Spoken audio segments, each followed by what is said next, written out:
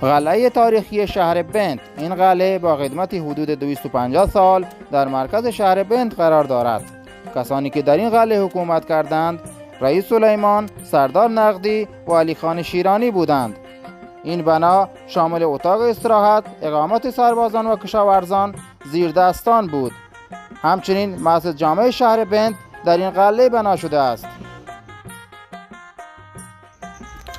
به نقل از نوادگان رئیس سلیمان 200 نفر 250 سال قبل در این قلعه زندگی می کردند.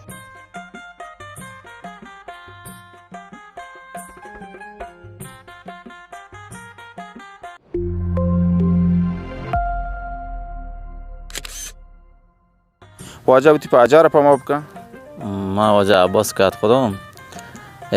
یه قلعه معروف به قلعه رئیس سلیمان که اولی حکومت بنت که معروف ترین حکومت بوده مال رئیس سلیمان بوده. رئیس سلیمان 4 تا چوکی مردم بوده، یکی به نام عباس بوده، یکی به نام حمزه بوده، یکی به نام نقدی و یکی به نام میرکمبر.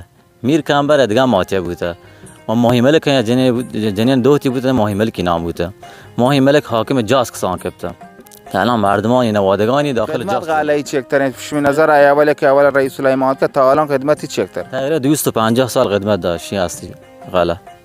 بعد رئیس سلیمان چه کسی بیته؟ بعد رئیس سلیمان دو چوکانی بوده، یا نقدی بوده یا حمزه بوده، ولی گوشن نقدی بوده چون خود عباس که چوکی بوده شی بیشتر کاری کشاورزی بود که من مثلا پیرو بیما ماگن اصله آهینه. آخری شخصی که حکومتی کتمه قلعه کی بیته؟ آخرین شخص علی خان بوده دیگه، درست معروفه پت واجب آرامخانه. درخواست مردم بنت از عوامل میراث فرهنگی مرمت و بازسازی و حصارکشی قلعه است.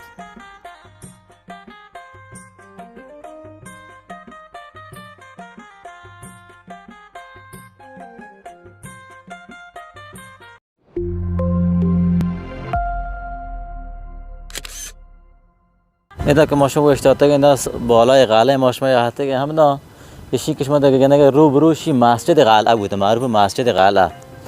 یه طرفش در اتاق بوده، در چند تا خراب بوده اینا. آ طرف هم مردمانی بوده مثلا جن و چوکانی مثلا نشته بوده. آ طرف زیر دستانی نشته عادی اینا سرویس بهداشتی که ماشما بگنده اینا شین.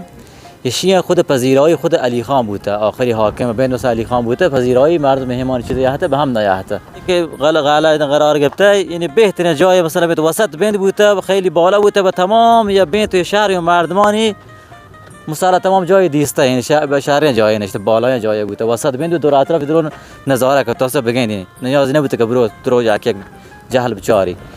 و شان شما گنده لوگان محله تومپان لوگان قدیمی تقریبا هم خدمت با قلعه. یه لوگان درو قدیمی لوگان شاید نشته هنگه آثارش هسته.